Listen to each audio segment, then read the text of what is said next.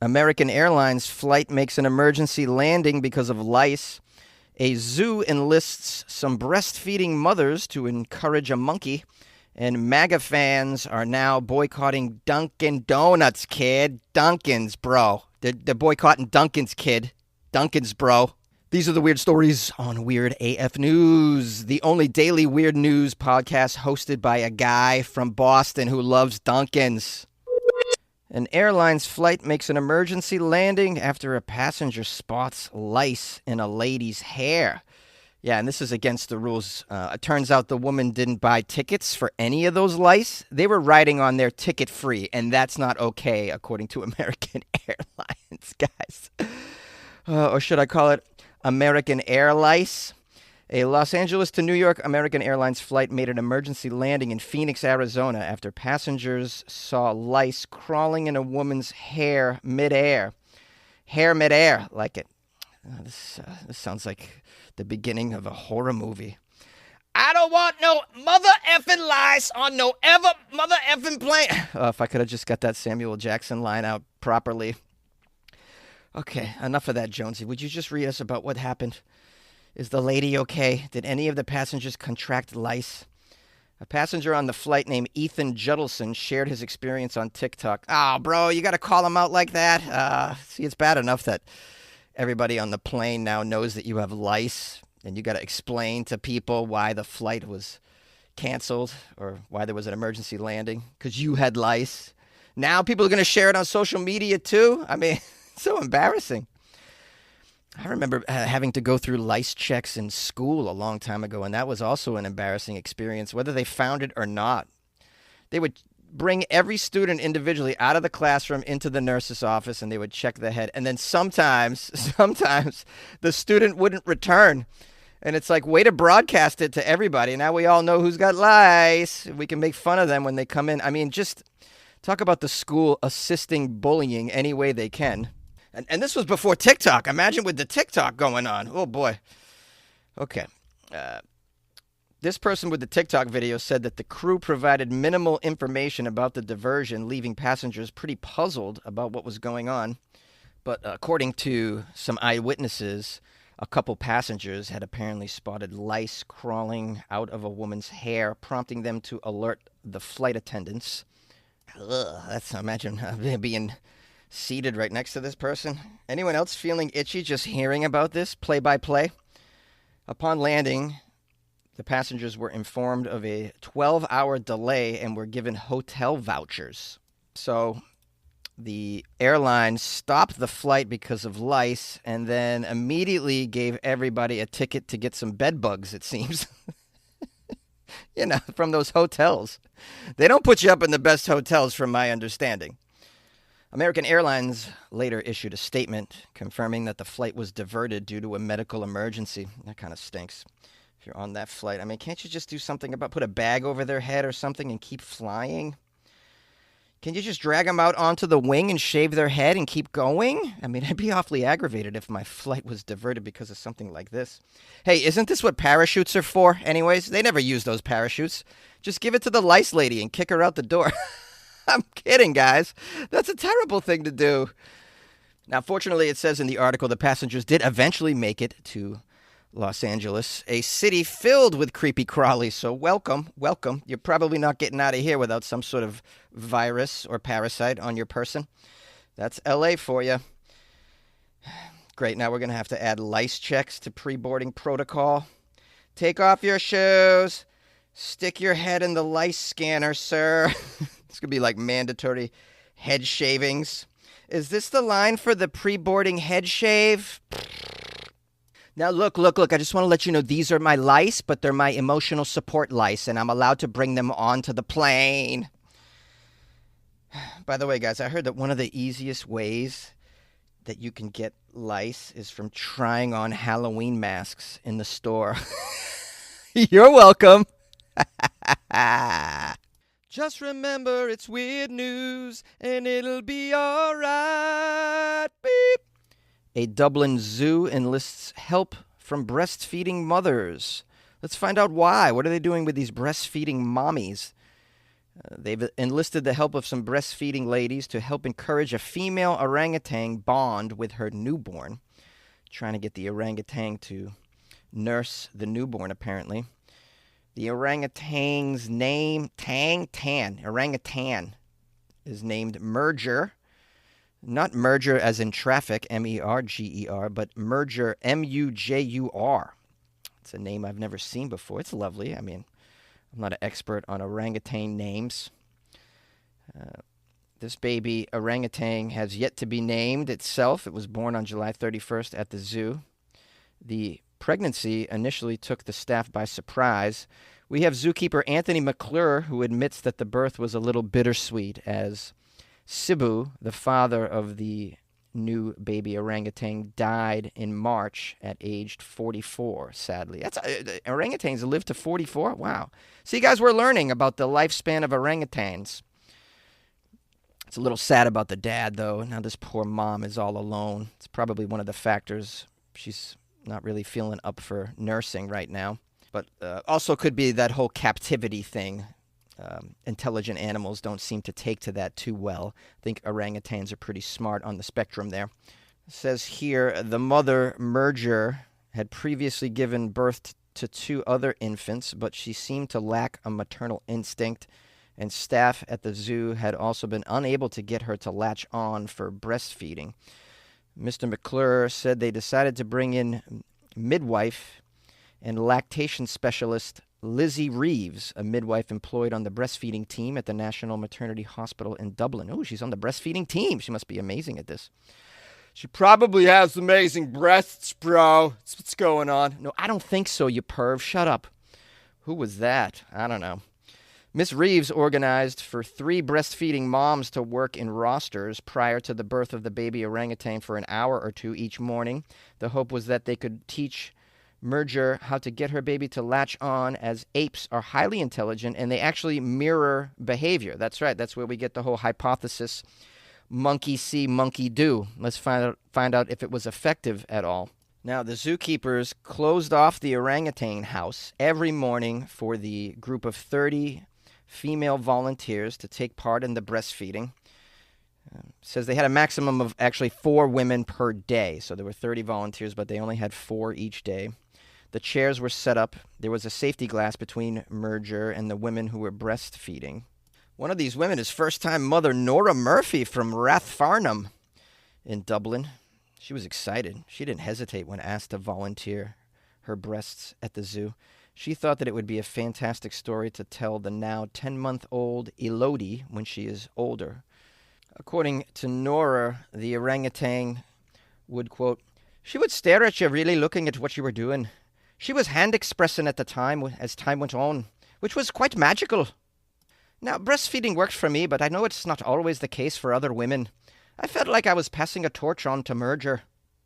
It was all looking quite promising, but Mr. McClure, the zoo guy, said that unfortunately when Merger gave birth, she did not manage to breastfeed after all that. So it turns out sometimes monkey see, monkey don't do.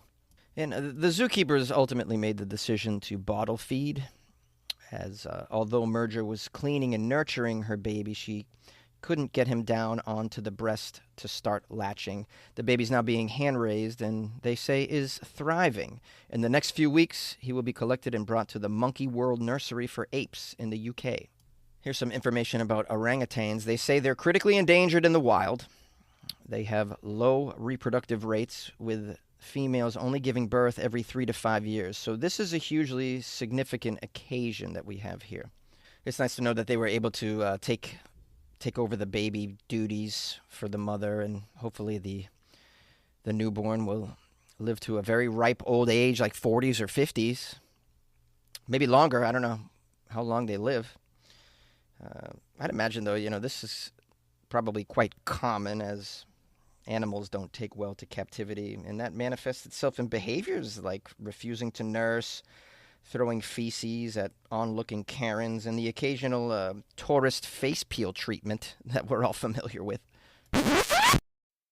Ryan Reynolds here for, I guess, my 100th Mint commercial. No, don't. I mean, honestly, when I started this, I thought I only have to do like 4 of these. mean, it's unlimited premium wireless for $15 a month. How are there still people paying 2 or 3 times that much? I'm sorry, I shouldn't be victim blaming here. Give it a try at mintmobile.com/save. Whenever you're ready.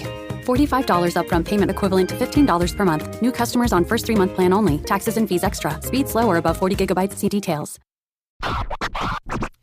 MAGA fans call for a boycott of Dunkin Donuts. Oh no, what did Dunkin Donuts do? Put too many sprinkles on the donuts? Yeah.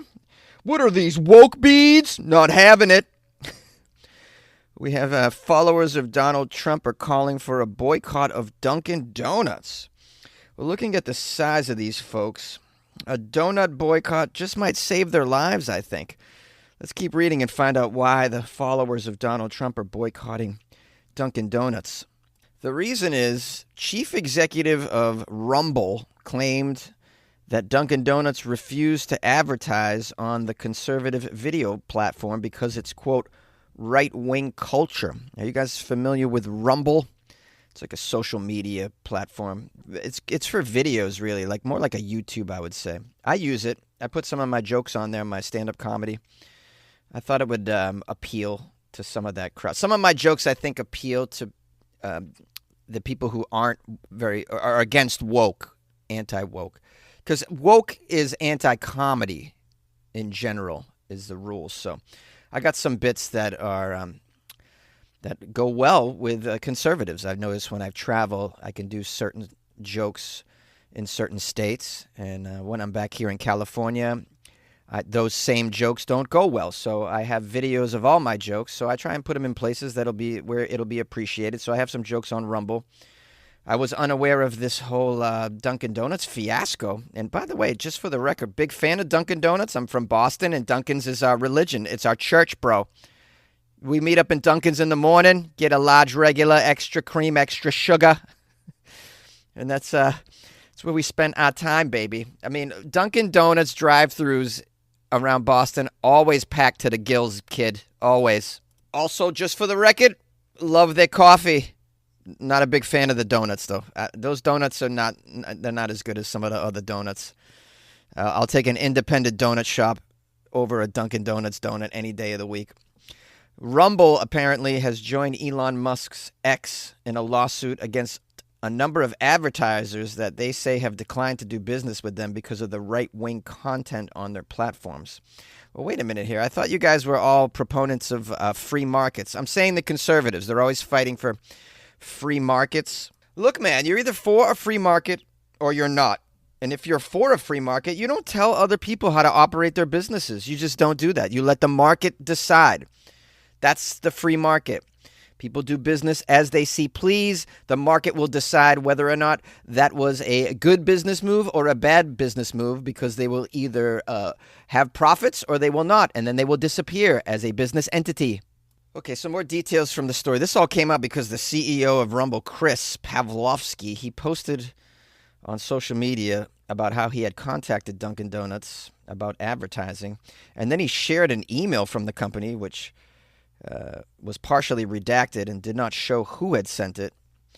The email had come from an advertising executive, and in the email it said, quote, "To be honest, I would be opposed to showing up on the current version of the platform. The right-wing culture of the site is too polarizing for a brand suitability standpoint, in my opinion," is what the message read. I love how the CEO just posted the email like out there. That shows you the kind of childishness that this guy engages in. Although maybe from a marketing standpoint, it's brilliant, because some of you probably have never heard of Rumble, and it's now in the news for this. So for exposure purposes, maybe this was a smart move. I don't know. Time will tell. The CEO of Rumble claimed advertisers have organized to avoid Rumble as it hosts a number of pundits banned from such other mainstream platforms, including conspiracy theorist Alex Jones, who I'm not sure if you're familiar with his Sandy Hook shooting debacle, but he's been ordered to pay about $1 billion to families of that shooting after he claimed that the children were not actually murdered and, in fact, were actors. So that guy's out of his mind, clearly, and has been banned from many platforms, but Rumble took him on. I'm sure he's on Twitter still. Is he not on Twitter? I'm sure this is the kind of guy that Elon probably likes to hang out with as well. I'm Sorry I'm getting a little political in this story. I normally avoid such things, but this is involving Dunkin Donuts, kid. This is my brand right here. You don't give Dunkin Donuts. You don't step up to Dunkin's like that. We'll take you out, bro. We take you out. We don't play. Okay, so a result of this is a hashtag boycott Dunkin Donuts began trending, and it has been. It's sort of similar to the Bud Light boycott, which I don't know if I've talked about that on the podcast. I've talked about it in my stand-up comedy act. The point of the joke was I make fun of Bud Light being a crappy beer, because it is, and then I make the claim that it's pretty dumb behavior to boycott a low-quality product. But Dunkin's not a low-quality product, although, the donuts aren't. Yeah, the donuts are like average. The coffee, though, is what, I love the coffee, the Dunkin's coffee. So, of course, the supporters and fans of Donald Trump have every right to boycott whatever product they please, including, in this instant, Dunkin Donuts. But, there's not a lot of choices out there. Where are you going to get your coffee, guys? Do they realize what's in store for them now? Screw Dunkin Donuts. I'm going to get my coffee at Starbucks. Hi, welcome to Starbucks. Here's your Pride matcha latte. What? Damn it! The land down under has never been easier to reach. United Airlines has more flights between the U.S. and Australia than any other U.S. airline, so you can fly nonstop to destinations like Sydney, Melbourne, and Brisbane. Explore dazzling cities, savor the very best of Aussie cuisine, and get up close and personal with the wildlife. Who doesn't want to hold a koala? Go to united.com/Australia to book your adventure. Hey, everybody. How you doing? This is your host, Jonesy. Hope you're okay in life and everything else. Is there something other than life? Tell me about it if you find it. There's the afterlife, we think. We're not sure. There's very little evidence of such things. I hope there is an afterlife of some sort, though. I don't want to just be living in the darkness. I'd like some Dunkin Donuts in my afterlife. I'm not going to lie. Dunkin Donuts would be pretty sweet, man. What's your dream afterlife? I can tell you what my version of hell is. If there's a hell, this is what it would be for me. I imagine it's a personal hell for all of us. Mine would be, this is my version of hell. My version of hell is I'm ice fishing and listening to country music at the same time. Oh, no. Everything I hate all rolled into one. Fishing. I'm not a fan of fishing. So boring. Cold. I hate the cold. I hate ice. I hate snow. And I'm not a fan of country music. I've said that before, and some of you have tried to convert me by, Jonesy, you'll love this country song. No, listen to this country song. Yeah, there's a few good ones out there, I think. Generally speaking, though, it's not my bag. Anyways, maybe you have a version of hell or heaven that you would like to share. My email's funnyjones@gmail.com. You can call me, too. Leave a message, 646-450-2012. If you want to support the show, go to weirdafnews.com, where you can click on the Patreon banner, or you can buy Jonesy a coffee. That's the thing that you can do. Oh, yeah. As always, I'm grateful for your time, so we'll keep the outro brief. Love ya, and we'll see you soon, okay? Okay.